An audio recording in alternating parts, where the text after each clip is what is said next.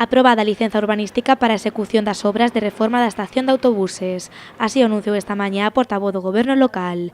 Un proxecto de case 20.000 euros que, unido á remodelación integral de toda a zona exterior que levará a cabo a Xunta de Galicia, suporá un investimento total nesta área de máis de 6 millóns. Nos consideramos, como non podía ser doutro xeito, que ter unha estación de transporte público axeitada ás necesidades deste século, pois tamén inflúe moi positivamente no modelo de mobilidade que temos neste concello, xa que defendemos, xa sabedes, que as persoas que entran na nosa cidade pois veñan en transporte público e se poidan desplazar a pé polo resto.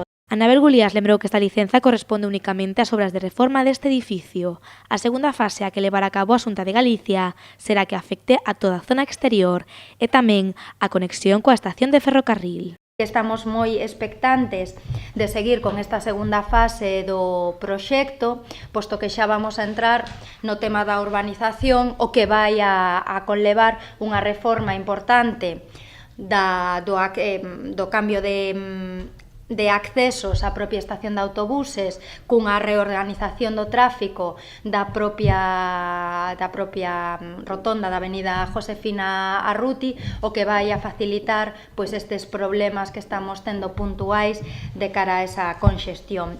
En total, 6,1 millóns de euros para que este proxecto, a futura estación intermodal, sexa unha realidade en Pontevedra.